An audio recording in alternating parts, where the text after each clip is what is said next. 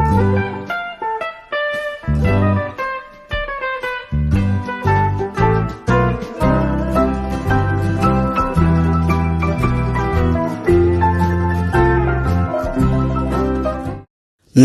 सभी को, मैं मत्तू केवट। मैं आज आप इस वीडियो के अंतर्गत असंबंध शब्दों के बारे में जानकारी देने वाला हूं। तो असंबंध शब्दों में हमें करना क्या रहता है। इस विभाग में 4 शब्द दिए जाते हैं। इनमें से 3 शब्द एक समूह के होते हैं। 3 शब्द इसमें एक समूह के होते हैं। एक शब्द उस समूह के बाहर का होता है और उसी शब्द को हमें इसमें क्या करना है, पहचानना है कि कौन सा एक शब्द जो है शब्द समूह के बाहर का है। तो आइए आप इस वीडियो के माध्यम से विषय भाषा शिष्यवृत्ति के अंतर्गत देखिए असंबंध शब्द को पहचानेंगे कैसे हम।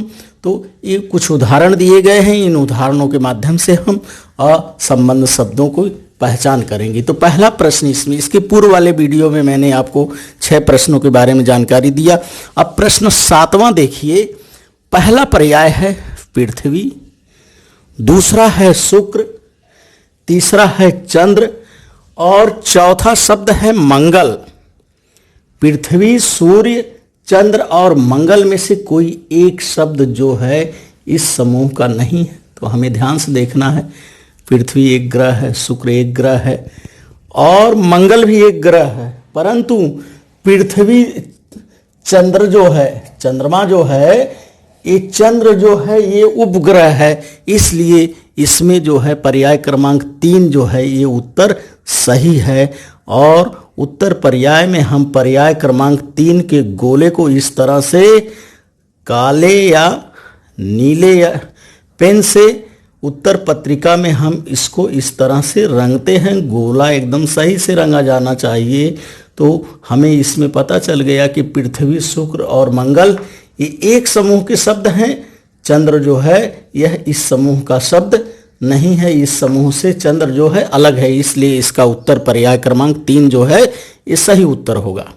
प्रश्न 8 को हम देखते हैं। पहला पर्याय है विपिन, दूसरा है वन, तीसरा है कानन और चौथा पर्याय है पर्वत। विपिन, वन, कानन और पर्वत। तो इसको हम ध्यान से देखते हैं। विपिन, वन और कानन ये तीनों शब्द जंगल शब्द के पर्यायवाची शब्द हैं, अर्थात एक समूह के शब्द हैं। परंतु ये पर्वत जो है ये इस समूह का शब्द नहीं है। इसलिए उत्तर पर्याय क्रमांक 4 जो है इसमें ये सही उत्तर है। और गोले को उत्तर पत्रिका में 4 नंबर पर्याय के गोले को हमें इस तरह से रंगना रहता है। तो विपिन, वन, कानन ये एक समूह के शब्द हैं और पर्वत जो है ये इस समूह से अलग शब्द है। इसलिए इसका उत्तर पर्याय क्रमांक 4 जो है ये सही उत्तर है। प्रश्न क्रमांक 9 को हम देखते हैं कि प्रश्न क्रमांक 9 में क्या है। इसमें 4 पर्याय कौन से हैं। मेघ, जलद, बादल और सूर्य। मेघ, जलद, बादल और सूर्य ये 4 पर्याय दिए गए हैं और इसमें हमें देखना है कि अब इसमें कौन सा पर्याय जो है ये सही उत्तर है। तो हमें ध्यान से देखते हैं कि मेघ, जलद और बादल जो है ये बादल के समानार्थी शब्द हैं। मेघ माने बादल होता है, जलद माने भी बादल होता है, बादल माने यानी ये मेघ, जलद, बादल ये एक समूह के शब्द हैं। परंतु ये सूर्य जो है इस समूह का शब्द नहीं है। इसलिए प्रश्न क्रमांक 9 में पर्याय क्रमांक 4 जो है यह इसका सही उत्तर है। अर्थात मेघ, जलद, बादल ये एक समूह के शब्द हैं और सूर्य जो है इस समूह का शब्द नहीं है। तो इस तरह से हमें प्रश्नों को ध्यान में रख करके एक शब्द उस समूह का जो नहीं है उसी शब्द को हमें इसमें खोजना है और खोज करके उत्तर पर्याय के गोले को हमें रंगना रहता है। असंबद्ध शब्दों के अंतर्गत प्रश्न क्रमांक 10 को देखते हैं कि प्रश्न क्रमांक 10 में क्या है। इसके अंदर देखिए सिंह है, पहला पर्याय सिंह, दूसरा है मृग और तीसरा मृगेंद्र और चौथा पर्याय है केसरी। असंबद्ध शब्दों के अंतर्गत प्रश्न क्रमांक 10 को हम देखते हैं। पहला पर्याय है सिंह, दूसरा है मृग, तीसरा है मृगेंद्र और चौथा पर्याय है केसरी। तो इसमें हम ध्यान से देखते हैं, सिंह, मृगेंद्र और केसरी ये शेर शब्द के एक समूह के शब्द हैं, परंतु मृग अर्थात हिरण होता है। तो पर्याय क्रमांक 2 में ये मृग जो है यह इस समूह का शब्द नहीं है, इसलिए इस प्रश्न का उत्तर जो है पर्याय क्रमांक 2 जो है ये सही होगा। तो उत्तर पर्याय में हम 2 नंबर के गोले को इस तरह से रंगेंगे तो हमें इसमें पता चल गया प्रश्न क्रमांक 10 में कि सिंह, मृगेंद्र और केसरी ये एक समूह के शब्द हैं, परंतु मृग जो है ये इस समूह का शब्द नहीं है, इसलिए इस प्रश्न में मृग पर्याय क्रमांक 2 जो है ये सही उत्तर होगा। प्रश्न क्रमांक 11 को देखते हैं हम। पहला पर्याय है आकांक्षा, दूसरा है अभिलाषा और तीसरा है क्रोध, चौथा पर्याय है कामना।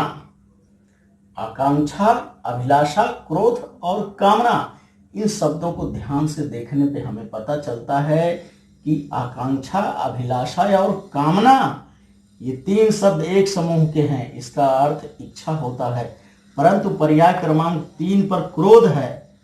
क्रोध जो शब्द है इस समूह का शब्द नहीं है, इसलिए इस प्रश्न में पर्याय क्रमांक 3 जो है ये सही उत्तर है। तो उत्तर पत्रिका में हम पर्याय क्रमांक 3 के गोले को इस तरह से रंग देंगे तो हमें इसमें पता चल गया कि आकांक्षा, अभिलाषा, कामना ये एक शब्द के समूह है, परंतु क्रोध जो है यह इस शब्द का समूह नहीं है, इसलिए इस प्रश्न में क्रोध शब्द पर्याय क्रमांक 3 ये इसका सही उत्तर है। प्रश्न क्रमांक 12 हम देखते हैं इसके कौन कौन से पर्याय हैं। प्रश्न क्रमांक 12 में देखिए पहला पर्याय है चंद्रमा, दूसरा है सुधांशु, तीसरा है हिमांशु और चौथा पर्याय है भास्कर।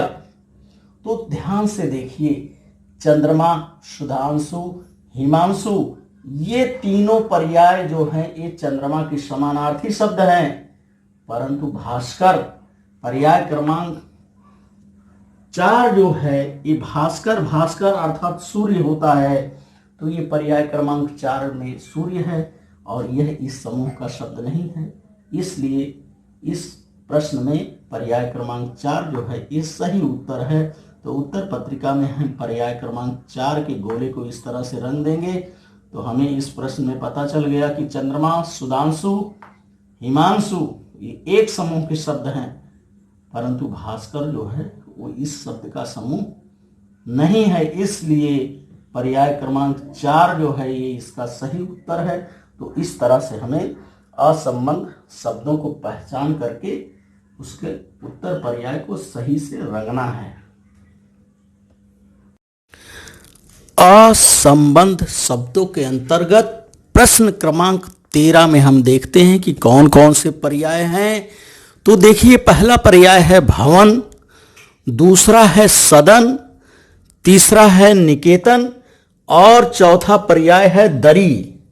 भवन, सदन, निकेतन, दरी, इन 4 पर्याय में से देखिए भवन, सदन और निकेतन ये घर के समानार्थी शब्द हैं, एक समूह के शब्द हैं, परंतु दरी अर्थात बिछाने वाली दरी होती है, ये पर्याय क्रमांक 4 जो है ये इस समूह का शब्द नहीं है।